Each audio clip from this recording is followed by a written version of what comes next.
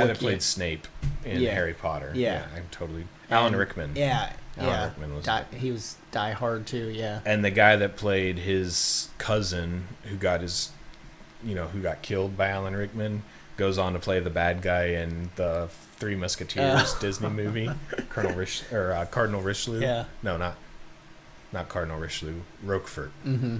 Smelly kind of a cheese. Yeah. So to me, this was kind of like a grown-up version of Home Alone because they set all the traps in the forest. It was awesome. It had tons of toys too that came out with it. Yeah. It even had like a Sherwood Forest playset thing with all these swings and everything. So that one almost made my list. Not because I absolutely loved it when I was a kid, but because I got in major trouble for that movie. For watching it? Yeah. And you weren't supposed to? So we started watching that one with my parents, but they turned it off when it came to the witch scene. Oh. Because my parents absolutely would not allow anything having to do with witchcraft for us as kids. Yeah. And then I went to a friend's house and watched it at a friend's house, and my mom found out. I gotta see what the witch is up to. I mean, it was a great movie, but I got in trouble for watching that one. I just remember... So it almost made my list, because that still stands out to me today. I remember two famous lines from that movie, to me, is Morgan Freeman, he was a Muslim, and he was like... They just got past, like, the Nottingham sheriffs or whatever, or people. The men with the kid up the tree for killing the deer. And then Morgan Freeman was like, "You whine like a mule, Christian. You're still alive." Yeah. And then the other one was from... I never understood as a kid why he kept calling him Christian. Yeah. I was like, oh, that's his name? What? I thought his name was Robin. Yeah. Robin Hood. And then the other time was when Sheriff of Nottingham... he said something. He was like, "I'm gonna dig your heart out with a spoon." Why a spoon, sir? Yeah, cousin. It's dull. It'll hurt more. It's dull, you idiot. Yeah. It will hurt more. Yeah. And then he uses it because that was his cousin that said it. Yeah. And then he used the line when he stabbed his cousin. He's like, "Well, at least I didn't use a spoon." Right. I gotcha. Yep. And the other thing that stands out in my mind is the great Bryan Adams song from the soundtrack for that one. Yeah. Everything I do it for you. Everything I do. Yeah. So, yeah, that's a great movie. I love it. Now that I'm not getting in trouble for watching it. Yeah. Your mom calls you and puts you on Facebook. Yeah. Are you admitted to watching that movie? All right. The next one, speaking of adult situations...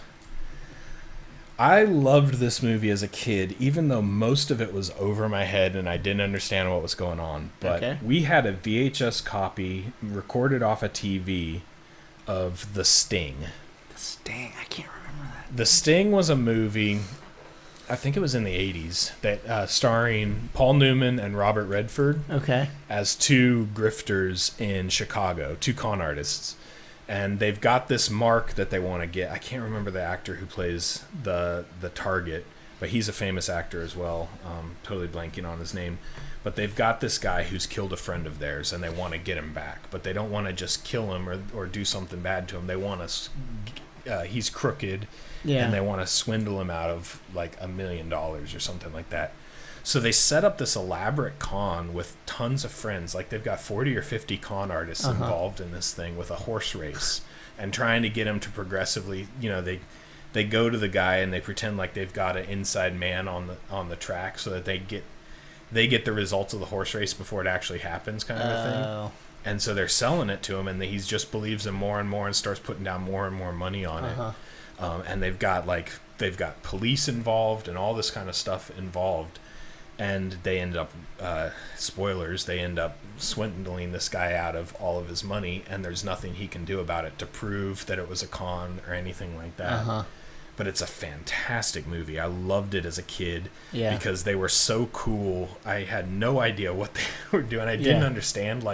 It was like way adult gambling and con artists and all this kind of stuff, but they're walking around in suits. They're totally cool. Paul Newman and Robert Redford. I mean, they're a great team. Robert Redford's awesome. They did Butch Cassidy and the Sundance Kid also as a pair. But The Sting, it took place in like the Roaring 20s, Depression era, 30s is when it actually took place. and it was a great movie. And the reason I actually we had it on the only way I ever found it on a video cassette was it was also taped on with taped from ABC Sunday nights or something like that of Ewoks: The Battle for Endor. Oh my gosh. And so it was like Ewoks followed by The Sting, and I would watch them both. Yeah. Watch the heck out of both of them. That's so funny. But I'm like, I did only later growing up and understanding what was going on did I actually understand how adult that movie ended up being. Yeah. But it was fantastic, so I'm glad it was a part of my childhood. Yeah. So I have down Universal Soldier. Okay. Is that Dolph Lundgren? Oh, okay. It is Dolph Lundgren in there, but it's Jean-Claude Van Damme. I watched that movie a lot with my brother. Yeah. It was awesome. I mean, just these real guys from Vietnam died. They reanimated and come back and stronger, and now they're trying to cope with real world and modern day, and it was good. Yeah. You never seen it? I don't think I have seen that one. I stayed away from Jean-Claude Van Damme. You didn't like him? For the most part. Oh, man. He was part of my childhood. I was a Steven Seagal man myself. Oh, gosh. Nice. Yeah. Any another one? So here's where it comes down to. Okay. I want to do a Star Wars movie because I don't want to like get my nerd cred called into question for not having a Star Wars movie. I didn't put any of those on my. I'm not gonna. I thought that was too easy. Yeah, it is too easy. Empire Strikes Back affects every kid that watches it, so I'm gonna skip that one, and I'm going to go to another rated R movie that I memorized as a kid. My parents didn't even realize it was rated R, I don't think, until I pointed it out. When they wouldn't let me watch other rated Rs, I said, you guys let me see this. It's rated R. Negotiate with them. Tombstone. Oh, yeah, that's a good one. Is rated R, surprisingly. I mean, it's got a little bit of violence in it. Yeah. And some opiate use and stuff like that. But Tombstone was a fantastic movie as a kid. Yeah, it's been a while since I've seen that one. Oh, man, I think... I'm writing these down. I want to... We've got it on DVD. We can let you borrow it. Oh, okay. But anytime... No matter what, I can pop in Tombstone and have a good time. So it's not, I know it by heart. I know everything that's going to happen in it, but you still enjoy quoting every line and watching it. So my mom was in love with Val Kilmer. That's why she allowed the movie for one. But like I said, also exception for Westerners and stuff like that. So, that new movie with Chris Pratt that's out, The Magnificent Seven. Okay. Yeah. That kind of reminds me of like a modern day Tombstone. I don't know why. I haven't seen it. Don't even think I've seen a preview for it. Oh, okay. But it's a remake. Is it? Yeah, okay. Yeah. I think I remember that being one. Yeah. I put down Terminator 2.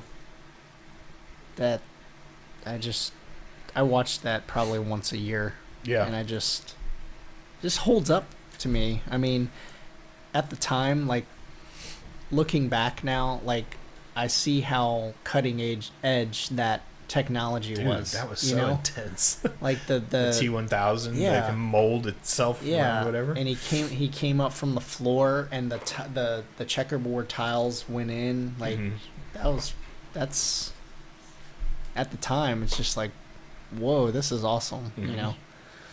And just the story, and I learned that James Cameron had a dream about. He said he saw a metal endoskeleton in fire in a dream. Wow. And then like 5 years later, like he would write it down and say, "This is gonna be a movie somehow. I don't know how." And then 5 years later, or however, he made this into that. It's just crazy. I don't think I saw that until I was like 13 or 14. Yeah. But I do know that I saw Terminator 2 before I saw Terminator 1. And so that's the one that always stands out to me as well. Yeah. I always thought it was funny when Jean-Claude Van Damme, no, Arnold Schwarzenegger has the roses, the rose box, but he really has a shotgun in there. Yeah. So I guess it was like a play on words like Guns and Roses. I figured it was just a way to sneak a shotgun into the hospital, but okay. Yeah. Because I'm sure Terminators definitely thought a lot about the popular music scene at the time. Yeah, but yeah. I mean, how I like that because it was a recreation from the first one. And she's like, oh my gosh, he's here to kill me again. And then he shoots the Terminator behind her kind of thing. That's what really got to me when I first saw it for the very first time. She's running toward the elevator, or the elevator, and you see Arnold there, and he pulling out his gun, and you think, oh crap, he's going to kill her. And then he's just like, get down. Because the bad guy is in a police outfit, so you're already thinking, "Oh, that's the good guy." Good guy, yeah. It was just mind blowing. He's in a biker outfit. Yeah, he's got a bad guy. Yeah, rebel. Did you see Terminator 1 before 2 then? So you knew that he was a bad guy in the first one? Yeah, I did it in order. Okay. Yeah. I wasn't allowed to see 1 because it had a sex scene in it. So. And it was what? Oh yeah. Okay. And then 2 I saw at a friend's house, but like I said, I was 14 at the time. So, did your parents know about that? I'm sure they did afterwards, not beforehand. Yeah. Cool. I also learned that. Did you have 6? Yeah, I put down Robin Hood because it made me think. When you said Men in Tights, I was like, oh yeah, Robin Hood. Okay. Yeah. I'm like, I didn't know I could have a 6. Yeah, you can if you want. You said you had 7, right? Yeah. Okay. I've already mentioned Empire Strikes Back. Yeah. But. About the Terminator, the first one, they were originally wanted to get O.J. Simpson to be Arnold's character, and that would have been so terrible had he been the Terminator and he did what he did. Ooh, good and call. Arnold was supposed to be Kyle Reese. That would have been a goofy movie. Huh. Yeah. So. Nice. All right. Could you imagine Arnold not being the Terminator, though? Yeah. That would be because so weird. They only would have had 1 because Simpson would have not been able to do 2. 2 came out in the 80s, right? No, it came in 92. 92? Yeah. So, yeah, he was kind of busy. Yeah. Yep. So, you got more? My last one is just Men in Tights. Oh, yeah. I took it off because I'm not sure I necessarily saw it before I was 10. But Men in Tights, I've talked about it before on here, was one of those movies that I could have watched a billion times and could still recite with it. And, yeah. For me as a kid, 11, 12, maybe 10 when I saw it, came out in 93, so I would have been 9 when it came out. So possibly could have seen it before 10, but I don't know.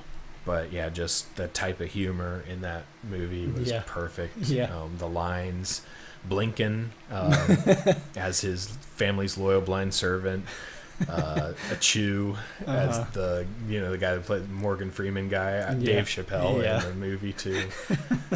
Little John, it was Little John in that one.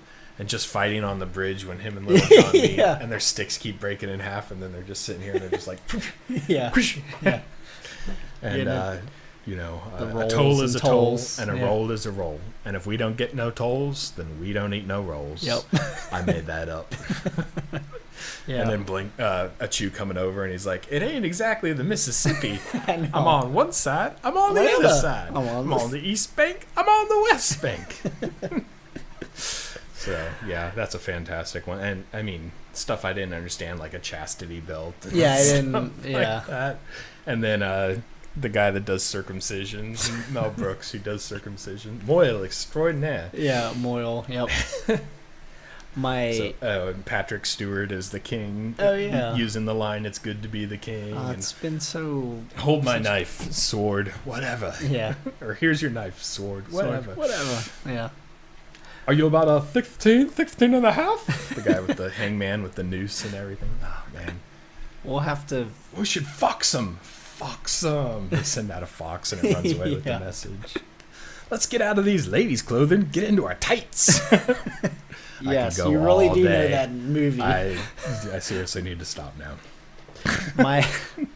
It's all good. You're in good company. Nobody's here to judge. How have we not done Men in Tights yet? The last movie I had was Aladdin. Okay. 92. I used to watch that movie so much, I wanted to like quote the songs and sing them. Mm-hmm. So I would like pause it right. He'd say a line to a song, press play. Play. Pause it. Line. Okay. So I knew every song. Nice. So. And it was good. What was it about Aladdin that you loved so much?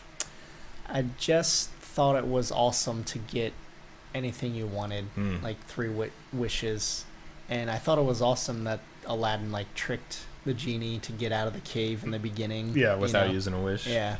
Did you realize who Robin Williams was as the genie on that? Nuh-uh. We're completely clueless to who voices that. Yeah. Another movie that you don't understand all of his jokes when you're watching it. Yep. Yeah, but it was good. For me, I'm going to throw this one out there. For me, that Disney movie for me was Beauty and the Beast. Oh, yeah, okay. Was actually my favorite. I know that's not a guy movie like Aladdin or Lion King. Yeah. But Belle was beautiful and a book nerd, and he had a gigantic library in his castle, and she thought that was the most amazing thing in the world, so it was Beauty and the Beast for me. Nice. Yeah. Awesome. Aren't they making a real life movie of that? Okay. Yeah. I'd go see it. Probably. Could be fun. I don't know. Haven't really seen many of the other real life ones they've rebooted. Yeah. Cinderella. Jungle Book was alright. Jungle Book was good. Yeah. I like that. That was worth seeing in the theater too, because it was beautiful. Yeah.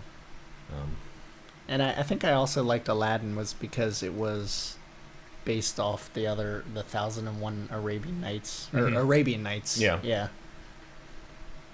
Yep. Anyway. Cool. We'll wrap this episode up. Where can people find you? I'm on Instagram at CP_EH, and I also blog at barrettyoung.com. And I'm on Twitter at Charchangs and on Instagram. And don't forget to support us, patreon.com/HadoukenDebt. So we'll see you next time.